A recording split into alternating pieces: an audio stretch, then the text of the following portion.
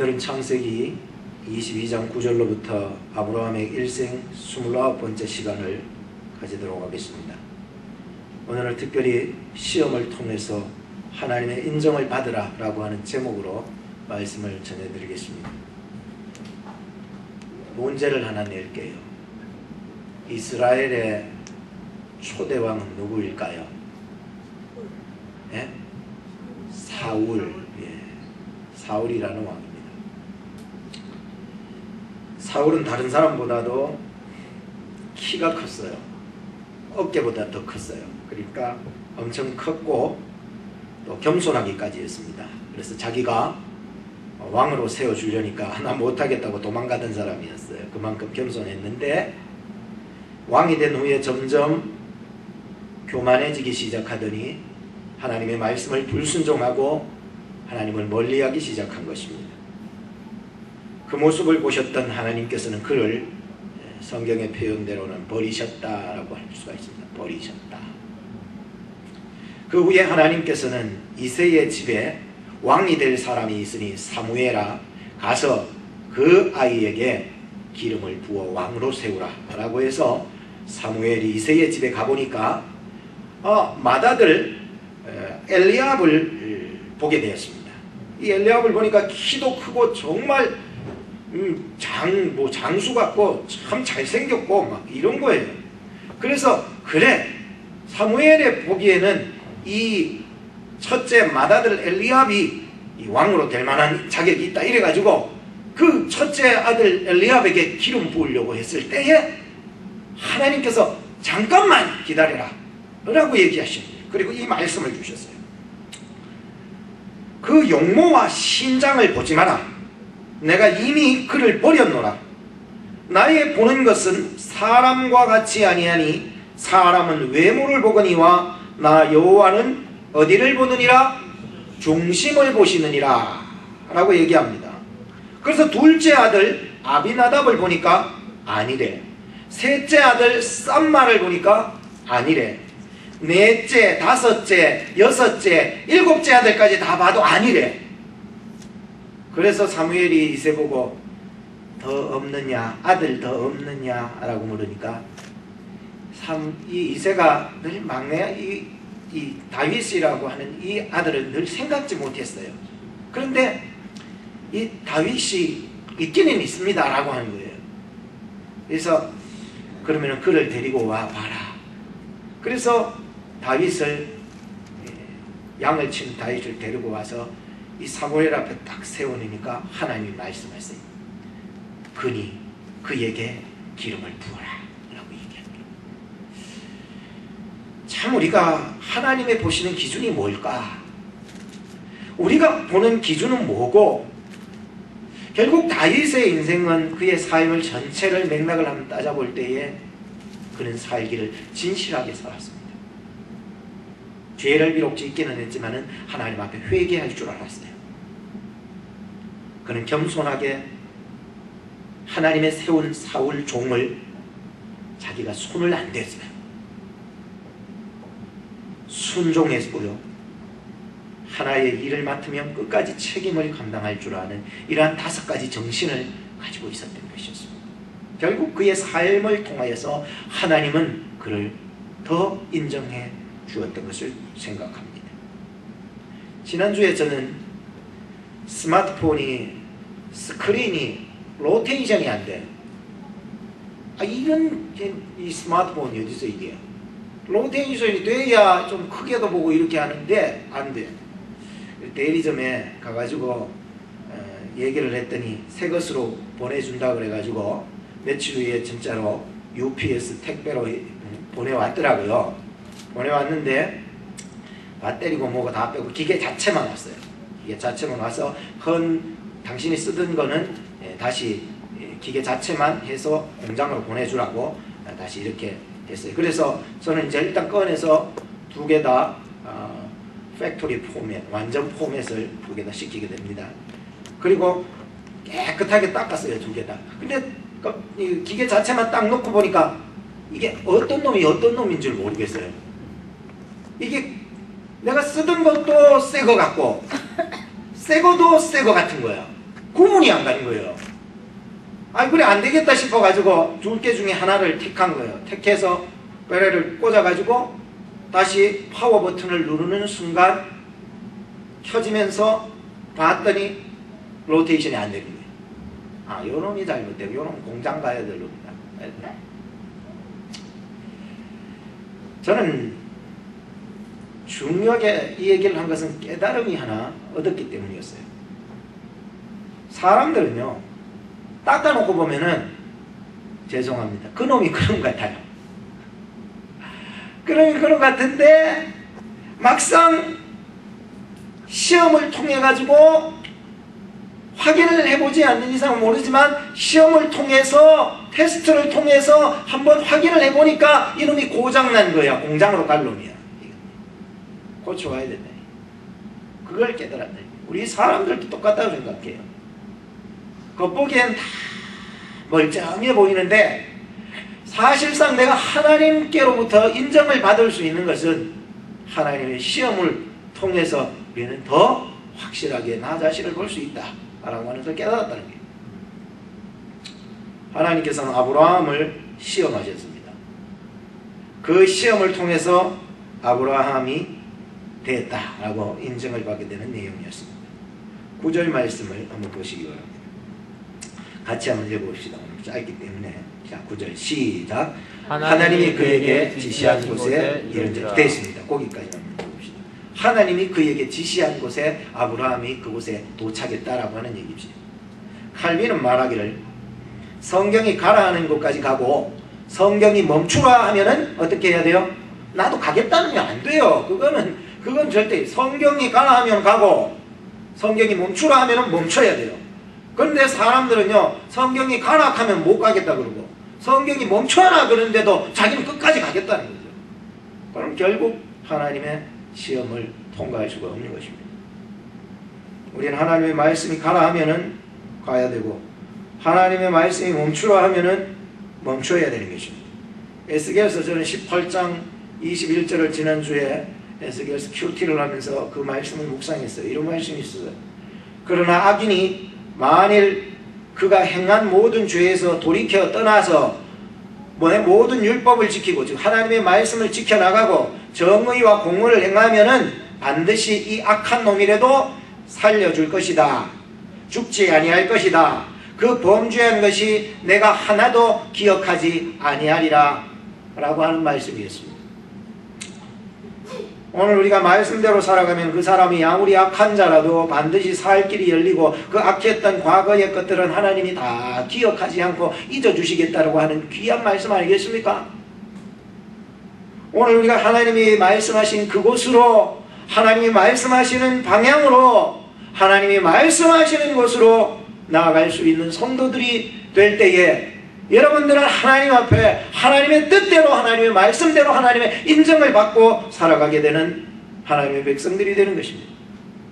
1924년에 미국의 흑인 여가수 롤란드 헤이즈라고 하는 흑인 가수가 있었는데 독일 베를린에 가서 독창회를 가졌는데 이제 노래를 시작하려고 하니까 저 청중들 가운데 못된 한 사람이 벌떡 일어나더니 막 뭐를 던지면서 막 욕설을 하면서 흑인의 노래를 내가 들을 수 없다. 껌둥이 노래는 어떻게 내가 듣냐 하면서 막 이게 인종차별하면서 얘기를 한 거예요. 막 욕을 하고 물건을 던져지고 이거 앞에 노래하더니 롤란드 헤이즈라고 하는 여자가 얼마나 치욕스러운지 자신도 모르게 그렇게 하지 말아야 되는데 모르게 그 사람을 향하여서 화가 나가지고 욕설을 내뱉고 막 그 사람 막 욕을 했나 봐요. 그리고 돌아서서 너무 수치스러워서 돌아서서 이제 뒤로 이제 나가려고 하는 그 찰나에 갑자기 자기 앞에 빌라도 법정에 계신 예수님께서 생각이 확 떠오르더래요. 예수님께서는 빌라도 법정에서 온갖 모욕을 다 당하시면서 거기에서 아무 말씀도 없이 그냥 서 계셨었는데 라고 하는 생각을 가지니까 자기가 더 이상 돌아서기는 했는데 저 무대 밖으로 나가지를 못하고 꼼짝없이 거기 서 있게 되는 거예요. 그리고 다시 그는 돌아서서 관중을 향하여서 10분의 묵상을 했대요. 청중들은 다 조용한 가운데 그 여가수를 바라보고 있었고, 그는 10분의 묵상 속에서 하염없이 그 눈물이요 얼굴을 막 타고 내리는, 그리고 10분이 막 지나면서 이 노래를 시작하는데요, 그 어떤 때보다도 그 노래가 감동이 되었고 청중들의 마음을 사로잡았어. 나중에 노래가 끝나니까 청중들이 다 기립박수, 정말로 좋아. 오늘 우리가 힘들고 어려운 상황이 있을 때에 골고다로 걸어가신 그 주님을 생각하면, 빌라도 법정에 서 계신 예수님을 생각하면 됩니다. 네. 우리의 삶의 기준이요 중심이요 본이 되신 롤모델이 되셨던 예수님을 생각하면 됩니다. 그러면은 내 가진 이 수치함과 어려움들은 다 넘어가고 극복할 수 있는 것이죠. 늘 저는 클리블랜드 대통령에 대해서 한 번씩 제가 얘기 드리잖아요. 젊은 시절 두 친구하고 둘이서 길을 가다가 교회 앞에 또 죄를 지러 가다가 교회 앞에 설교 제목 보고 돌아섰다잖아요. 죄의 싹슨 사망이니라.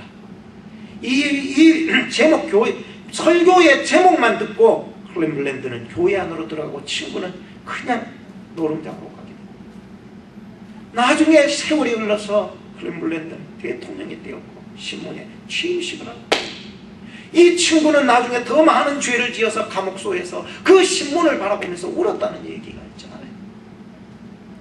세상에는 두 종류의 길이 있더라고요. 하나는 좁은 길인데 험난한 길이에요. 그러나 그 길 끝에는 영광이 있고 생명이 있어요.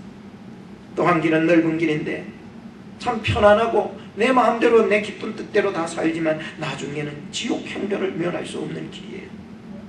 생명의 길이 있고 사망의 길이 있어요. 평탄한 길이 있고 험난한 길이 있어요. 오르막길이 있고 내리막길이 있어요. 좋은 길이 있고 나쁜 길이 있어요. 의인의 길이 있고 죄인의 길이 있는 거예요. 그런데 시편 1편 6절 말씀에 대저 의인의 길은 여호와께서 인정하시나 악인의 길은 망하리이로다 했습니다. 하나님께서 인정하시는 길을 걸어갈 수 있는 여러분 되시기를 주의 이름으로 축복합니다. 아브라함은 지금 하나님께서 지시하신 길로 갔고 그곳에 드디어 도착했습니다.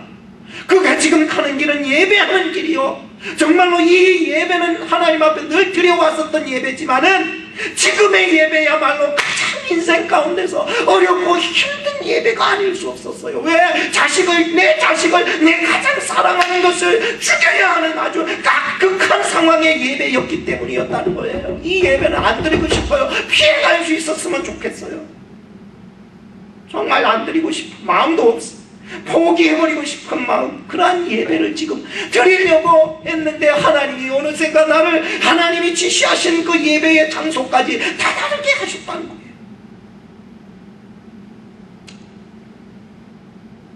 원 베네딕트 선교사는 절대로 포기하지 마세요 라고 하는 책에서 이런 말을 했습니다. 한번 들어보세요. 사명을 위해 무너진 예배를 회복하자. 예배는 형식이 아니다. 기대하는 마음과 갈망함이 있을 때 예배를 통해 주님을 만날 수 있다. 예배가 무너진 사람에게는 희망이 없다. 소망이 없다. 예배에 대한 기쁨이 살아나고 감격이 살아나야 한다. 시간과 물질을 희생한다 해도 예배 우선적인 삶을 살아야 한다. 예배 드리는 인생은 절대로 실패하지 않는다. 끝까지 목숨 걸고 싸워야 될 것이 예배다. 사명자들은 겸손함과 상대방을 인정하는 마음으로 협력해야 한다. 오직 예수 그리스도의 영광을 위해 함께 힘을 합쳐야 한다. 지금 맡겨진 일에 최선을 다하여 힘쓰는 자가 쓰임을 받는다. 작은 일에 충성하고 헌신할 때 하나님이 쓰기 시작하신다. 하나님, 내 안에 양문이 무너져 있습니다. 예배에 대한 감격이 사라졌습니다. 찬송을 해도 기쁨이 없고 교회에 가도 갈망하는 마음이 없는 것을 불쌍하게 여겨 주옵소서. 예배를 통하여 목숨 거는 백성이 되게 하여 주시옵소서. 예배의 기쁨을 감격을 회복시켜 주시옵소서. 원 베네딕트 선교사, 절대로 포기하지 마세요. 오늘날 하나님께서는 하나님의 백성을 지시하신 곳으로 부르시며 그곳에서 예배할 수 있는 자를 오늘날도 찾고 계신 것입니다. 여러분 포기하지 마시고 하나님이 부르신 그곳에 그 삶의 현장 속에서 하나님을 예배하는 자들이 될 수 있기를 주의 이름으로 축복합니다. 9절과 10절 말씀을 한번 또 같이 읽어보십시다. 9절과 10절 시작. 이에 아브라함이 그곳에 단을 쌓고 나무를 벌려놓고 그 아들 이삭을 결박하여 단나무 위에 놓고 손을 내밀어 칼을 잡고 그 아들을 잡으려 했다는 거예요. 심각합니다. 지금 아브라함은 하나님께서 지시한 곳에서 예배를 드리게 되었는데 제물이 다름 아닌 아들이었고 아들을 결박할 때 아들은 아무 저항도 지금 하고 있지 않아요. 아버지께서 결박하면 결박하는 대로 나무 위에 올려놓은 대로 칼을 잡고 죽이려고 할 때요 그냥 아버지의 뜻대로 하시라고 가만히 있었던 것이 아들이었다는 거예요. 그래서 칼빈은 말하기를 아브라함이 이삭을 결박하는데 힘을 썼다는 표현이 없는 것은 정말로 놀라운 일이 아닐 수 없다라고 하는 거예요. 얼마나 젊은 이 아이가 16살 정도 된 이 아이가 이게 눈치가 빠른 이 아이가 올라오면서도 아버지 재물 어딨냐고 했던 이 재물에 대한 이 양에 대한 이 눈치가 빠른 이 아이가 느낌이 있는 아이인데 이런 아이가 전혀 지금 자기를 묻고 있는데 자기를 죽이려고 하는데 내가 재물이라는 사실을 모르고 있었다라고 하는 것은 아닌 거예요. 그러나 알면서도 지금 대항하지 않고 있어요. 저는 그렇게 생각했습니다. 이삭은 아버지를 신뢰했고 아버지는 이삭을 사랑했던 이 신뢰와 사랑의 관계가 잘 어우러지는 아버지와 아들과의 관계. 예?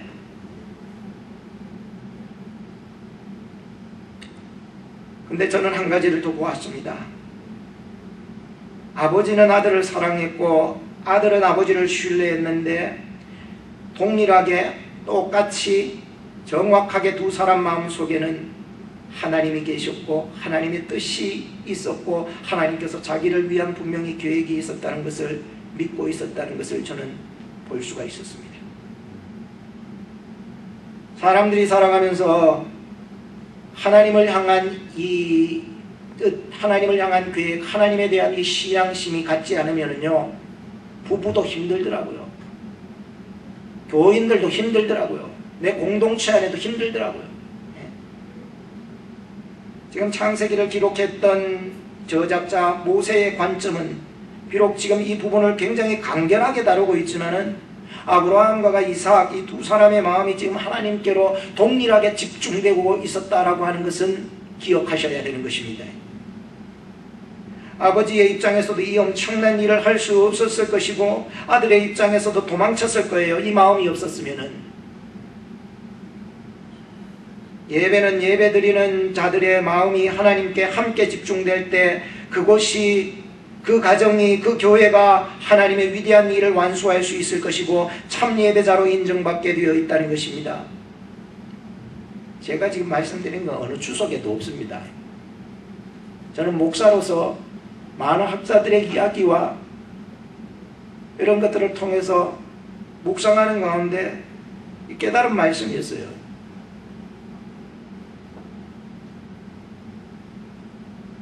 예배를 드리는 자는 뜻이 같아야 된다는 거예요. 아시겠습니까? 목사 마음 다르고 목사 설교 다르고 목사가 전하고자 하는 그 하나님의 그 뜻과 다르고 여러분의 뜻이 다르다면은 이거는요 아무것도 못 해나가요. 가정에서 당신 뜻 다르고 내 뜻 다르고 아무것도 못해요. 지금 하나님을 향한 그 마음이요 아들과 아버지가 뜻이 같았다는 거 아십니까? 예배를 드리는 여기에 모인 모든 우리 공동체, 우리 하나님 중앙장로교회에 우리 속해 있는 우리 교인들, 예배를 드리는 오늘 여기 앉아있는 여러분들이 뜻이 같아야 되는 거예요. 하나님을 향한 그 뜻이 같아야 되는 거예요. 예? 하나님께서 요구하시는 마음이 아버지의 마음과 일치하고 그런 마음을 가진 아버지의 마음과 아들 이삭의 마음과 일치할 때 하나님께서 인정하시는 예배가 되더라고요. 예? 이해가 되시지요? 예수님께서 이 땅에 오셔서 십자가에 죽으신 것과 하나님의 뜻이 일치하신 것 아십니까? 예? 내 뜻은 이거 제발 좀 안 하고 싶은데 예수님의 뜻을 내리고 하나님의 뜻에 맞췄다는 거 아십니까? 일치한다라고 하는 거예요. 오늘 우리 교회가 성령의 하나 되게 하신 것을 지켜나갈 수 있는 여러분이 되기를 주의 이름으로 축복합니다. 예배를 드리는 자의 마음이 세상 것 때문에 복잡하지 않아야 된다고 생각합니다. 오죽 그랬으면은 하나님께서도 예수님께서도 너희들 예배하러 올 때에 분잡한 마음 다 내려놓고 오라 그런 거예요. 형제와 싸웠으면은 싸움을 화해하고 올라오라는 거예요. 하나님 앞에 올라올 때에는요, 좀 심플해졌으면 좋겠어요. 좀 간결한 마음으로, 가벼운 마음으로 주님 앞에 섰으면 좋겠어요. 세상의 모든 짐과 염려와 걱정을 다 내가 짊어지고서는 하나님 앞에 나옵니다. 그러니까 그 생각을 하는 거예요. 십자가 밑에 다 내려놔라고 기도를 하고, 응? 다 내가 맡으리라라고 얘기하는데도 부랴부랴 짊어지고 싸들고, 또 교회 나갈 때 그거 다 싸들고 또 집에 갔다가 살다가 또 왔다가 교회 왔다가 풀어놓는 것 같았는데 또 싸들고 가서 또 집에 가서 한 주간 또 고민하며 생각하고, 또 예배 드릴 때에도 그거 생각하다 보니까는 예배가 너무 복잡한 거예요. 지금 내가 하나님 앞에 예배에 집중하지 못하는 거예요. 일주일 내내 스마트폰하고 사셨다면 제발 교회에 와서는 스마트폰을 좀 내려놓으세요. 하나님 앞에 집중을 할 수 있는 사람이 되어야 됩니다. 일주일 내내 잠을 그렇게 자고 나서 예배 시간만큼은 좀 깨어 있으셔야 된다는 거죠. 내가 그만큼 일주일 동안 세상과 더불어 세상과 함께 세상에 그 편한 대로 살았다면 정말로 주일날은 하나님 나라의 모형이잖아요. 여기에 와서는 내가 정말로 주님께 집중하는 것에 대해서 훈련이 되어 가야 되는 거예요. 일주일 동안 내 말만 시큰하며 살았다면 정말로 예배 시간만큼은 하나님 앞에 귀를 열고 하나님의 말씀을 듣고 하나님과 대화를 해나갈 수 있는 사람이 되어야 되지. 옆 사람하고 잡음하고 잡담하고 하는 것은 하나님 앞에서 전혀 올바른 게 아니기 때문이라는 거예요. 오늘 정말 다 내려놓을 수 있다는 것. 스마트폰도 내려놓고, 내가 좋아하는 잠도 좀 내려놓고, 내가 좀 얘기하고 싶지만 여 사람하고 좀 내려놓고, 좀 주님을 사랑하는 마음으로 주님께 좀 더 집중해 볼 수는 없을까? 하나님이 오늘 나에게 무슨 말씀을 하고 계시고, 하나님이 오늘 이 말씀을 통해서 오늘날 나에게 어떻게 적용해 나가시는지, 그 말씀을 내가 듣고 이 세상을 능히 이 말씀으로 이겨나갈 수 있는 사람이 되어야 되겠다라고 하는 그런 마음들을 좀 가져야 되지 않겠냐라고 하는 것이지요. 지난주에 저는 목요일날 교회 와서 손을 씻으려고 수도를 틀었는데 수도 물이 안 나오는 거야. 이게 그래 되면 이제 화장실도 제대로 쓸 수 없고, 여러분들 주일날 밥도 제대로, 이제 며칠 후에 주일날인데 밥도 제대로 못 먹을 텐데 왜 물이 안 나올까 싶어서 밖에 계량기를 가보니까 어떤 놈의 자석이 이거를 열어 제껴, 그 쇠를 함부로 열지 못하거든요. 쇠를 열어 제껴 가지고 그 안에 그 메타 돌아가는 계량, 메타 들어가는 그 뭉치를 홀딱 훔쳐가 버렸네. 아이고, 그거 얼마나 된다고, 그거 전화하면은 갖다 주는데 그거를 왜 그거를 훔쳐갔는지 모르겠지만, 얼마나 가난하시면 그렇지 모르겠지만은 저는 그걸 보면서 그래, 내 인생 속에서도 가장 작아 보이는 거지만은 하나님을 사랑하는 이 작은 마음을 빼앗겨 버린다면은 하나님의 은혜의 공급줄이 중단이 되는 거예요. 은혜가 받지 못해요. 은혜를 받고 싶어도 받지 못하는 거예요. 순종을 하고 싶어도 절대 순종이 안 된다는 거예요. 그러니까 하나님을 사랑하는 이 마음이 사라질 때에 나타나는 현상이에요. 절대로 순종이 안 돼요. 묵상이 안 돼요. 성경 말씀이 들어오지 않아요. 헌신할 수 없어요. 마비가 되어지기 시작하는 거예요. 이렇게 되는 거예요. 제가 노래를 잘 못 부르긴 하지만 한번 들어보세요. 손에 있는 부귀보다 주를 더 사랑하는가. 아는 분은 같이 해주세요. 이슬 같은 목숨보다 주를 더 사랑하는가. 사랑의 빛 이로 가면 주님 만날 수 없어. 헛된 영화 바라보면 사랑할 수도 없어. 잠시 머물 이 세상은 헛된 것들 뿐이니 주를 사랑하는 마음 금보다도 귀하다. 큰 물결이 뛰놀아도 주를 더 찬양하는가. 큰 환난이 닥쳐와도 주를 더 찬양하는가. 깊은 잠에 빠진 영혼 주님 만날 수 없어. 근심 걱정 많은 자는 찬양할 수도 없어. 잠시 머물 이 세상은 헛된 것들 뿐이니 주를 찬양하는 마음 금보다도 귀하다. 3절도 부를 겁니다. 언제 다시 주 오실지 아는 이가 있는가. 신랑으로 오실 주님 맞을 준비가 됐는가. 기름 없는 등불 들면 주님 만날 수 없어. 재림나 발소리 나면 예비할 수도 없어. 잠시 머물 이 세상은 헛된 것들 뿐이니 주를 맞을 준비하니 금보다도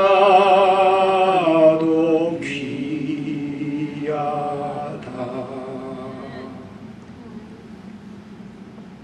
주를 맞을 준비 되셨나요? 내가 주를 사랑하는 마음, 세상 것보다 주를 사랑하는 그 마음 절대로 빼앗기지 않길 바라요. 그게요, 마귀가 와서 홀레당 뭉쳐가면 나의 신앙의 순종과 성경의 묵상과 헌신이 다 마비가 되는 거예요. 마지막으로 11절과 12절을 한번 보십시다. 읽어보십시다. 같이 시작. 여호와의 사자가 하늘에서부터 그를 불러 가라사대 아브라함아 아브라함아 하시는지라. 아브라함이 가로되 내가 여기 있나이다 하매 사자가 가라사대 그 아이에게 내의 손을 대지 말라. 아무 일도 그에게 하지 마라. 너가 너의 아들 독자라도 내게 아끼지 아니하였으니 내가 이제야 너가 하나님을 경외하는 줄을 아노라 라는 말씀입니다. 본문에서 여호와의 사자라는 정체는 보통 학자들은 하나님의 보냄받은 천사다, 또 혹은 하나님 자신이다, 이렇게 볼 수가 있습니다. 그러나 조금 더 엄밀하게 보면은 그리스도께서 성육신 하시기 전에 그리스도의 모습이라고 표현해도 과언이 아닙니다. 그 이유에 대해서는 구약학자들은 구약에 나타난 이 여호와의 사자의 사역들이 마치 그리스도의 사역처럼 하나님의 뜻을 실행하는 중보적인 사역을 했기 때문이라고 그리스도 성육신 전의 모습이라고 얘기를 하는 거예요. 오늘 우리가 하나님 앞에 예배할 때에도 그리스도의 중보의 사역은 계속되어지고 있잖아요. 우리가 해야 될 것이 무엇이고 하지 말아야 될 것은 무엇인지 이 시대 속에서 말씀을 통해서 나에게 조명되어질 수 있도록 중보적인 사명을 지금도 감당하고 계시기 때문인 것입니다. 하나님의 사자는 아브라함을 지금 다급하게 부르셨습니다. 얼마나 다급했으면 2번이나 이렇게 부르면서 하나님께서 말씀하시는 그 명령을 들으라고 지금 얘기합니까? 하나님께서 우리를 부르실 때에 주여 제가 여기 있나이다 라고 할 수 있는 예배자가 되어야 되지 않겠습니까? 이사야는 하나님께서 내가 누구를 보내고 누가 우리를 위해서 갈고 하는데 저 사람이 갑니다. 네가 안 가겠느냐? 나는 안 돼요. 저 사람 보내주소서 하는데 이사야는 말합니다. 주여 내가 여기 있사오니 나를 보내주시옵소서라고 말이죠. 사무엘도 어릴 적에 하나님께서 사무엘아 사무엘아 부르실 때에 이 어린 아이가 말씀하세요. 주의 종이 듣겠어요 라고 했어요. 오늘 하나님이 우리를 향해서 말씀하실 때에 누구야 누구야 할 때 여러분의 기문이 열려서 주님 제가 여기 있어요 라고 할 수 있는 사람이 되어야 돼요. 성도는 내 감정과 종교 행위에 푹 빠져서 오늘날 나에게 주시는 하나님의 긴급찬 요청을 듣지 못한다면 그 예배는 하나님의 기쁨이 될 수 없어요. 하나님께서 아브라함을 부르셨을 때 아브라함은 지금 자기의 하는 모든 예배의 행위를 어떻게 했어요? 멈췄어요. 왜? 하나님의 음성에 지금 길을 열고자 했기 때문에 자기의 행하는 예배의 행위를 멈추고 하나님의 음성을 지금 들었던 거예요. 주님 내가 여기에 있나이다 라고 말이에요. 우리는 자칫 잘못하면 종교 행위로 빠질 수가 있어요. 그때 하나님의 사자가 말씀하셨습니다. 그 아이에게 너의 손 대지 마라. 아무 일도 그에게 하지 마라. 너가 너의 아들 너의 독자라도 내게 아끼지 아니하였으니 내가 이제야 너가 하나님을 경외하는 줄을 아노라 말씀해 주십니다. 하나님께서는 분명히 2절 말씀에서 너의 아들 너의 사랑하는 독자 이삭을 번제로 드리라 드려라 라고 말씀했는데 오늘 갑자기 지금 번제로 드리려고 칼을 들어 죽이려는 찰나의 11절 말씀에 그 아이에게 손대지 마라. 언제는 드려라 그래 놔놓고 왜 지금 와서 하지 말라라고 이렇게 얘기하냐고, 하나님 왜 자꾸 나를 이렇게 복잡하게 이랬다 저랬다 하시냐고 따질 수 있겠습니다. 그죠? 그럼에도 불구하고 하나님께서는 아브라함의 행위를 멈추게 하신 것은 그 이유는 1절 말씀에서 하나님이 아브라함을 시험하시려고 그를 부르셨다는 그 말씀이 있기 때문이었다는 거예요. 그래서 1절에서는 시험을 주시는 내용이고 11절은 시험을 더 이상 안 치러도 합격이라고 멈춰버리게 하신 거야. 시험을 주셨는데 멈춰버린 거예요. 시험을 멈췄어요. 시험이 딱 멈춰졌어요. 저희 아내가 예전에 운전면허 시험 보러 갔는데 공부를 안 하고 간 거야. 자기는 이 정도면은 할 줄 안다고 생각을 하고 갔었는데 시험을 치는 중간에 이게 모니터가 멈춰버리더래. 왜 멈췄을까요? 시험 보는 중간에 뒤에 문제 네가 아무리 풀어도 네가 뒤에 문제 다 맞춘다 할지라도 점수 70점이 안 나온다는 거죠. 그래서 멈춰버렸다는 거예요. 이게 왜 안 되냐고. 이게 아니래요. 그렇잖아요. 그런데 오늘 본문을 보니까 하나님께서 아브라함의 행동을 시험을 주셨는데 왜 끝까지 다 보게 안 하셨냐는 거예요. 에? 번제로 드려라 했으면 번제로 드려야지. 왜 중간에 멈췄냐는 거예요.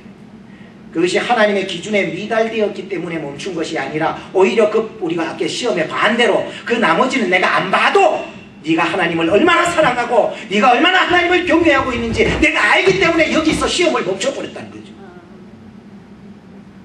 하나님은 선하신 분이십니다. 하나님은 악하지 않습니다. 끝까지 하나님만 믿고 끝까지 하나님만 사랑하신다면 그 경외함으로 하나님은 우리를 인정해 주신다는 말씀을 오늘 전하고 있습니다. 결론을 짓겠습니다. 하나님의 시험 끝에는 반드시 성장이 되어 있는 자신을 보게 될 것입니다. 저는 여러분이 이러한 성장을 통해서 하나님의 인정받기를 소망하는 것입니다. 시험 없이 복받겠다, 시험 없이 응답받겠다, 시험 없이 영광을 얻겠다는 생각은 제발 버려주시기 바라요. 아브라함을 성장시켜 가신 하나님의 방법은 시험을 통해서 인정하셨습니다. 하나님이 가라 하시면 가고 하나님이 멈추라 하면은 멈출 때에 그게 하나님이 인정하시는 하나님의 사람이 된 거예요. 내가 가장 사랑하는 것보다 하나님을 더욱 사랑하시기 바랍니다. 하나님의 인정받는 성도들이 여러분이 다 되시기를 주의 이름으로 축복합니다. 우리 같이 기도를 앞에 보면서 네 파트로 나눴는데 같이 읽어보면서 기도를 합시다. 시작.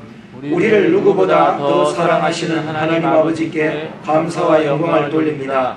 우리가 사람의 인정을 받기 위해 애썼지만 정작 하나님의 인정을 받기 위하여 조금의 힘도 쓰지 않았음을 용서하여 주옵소서. 아브라함이 하나님의 시험을 통하여 하나님의 인정을 받았듯이 오늘 저는 하나님을 잘 통과하여 인정을 받게 하옵소서. 예배 생활을 소홀하지 않게 하옵소서. 하나님의 기쁨이 되게 하옵소서. 말씀을 묵상하며 지켜나갈 수 있게 하옵시고 나의 가장 귀한 것도 하나님 다음 순서가 되게 하옵시고 나의 예배가 종교 생활이 되지 않게 하옵시며 하나님이 가라 하신 곳에서 삶의 예배를 드리게 하옵소서. 오직 하나님만을 사랑하는 마음으로 살아가는 법을 배워가게 하옵소서. 나를 위하여 이 땅에 오셔서 십자가에 죽으시고 부활하시고 구원하신 길이요 진리요 생명 되신 예수 그리스도의 이름으로 기도드립니다. 아멘. 우리 주보 안쪽에 있는 찬양 부르시면서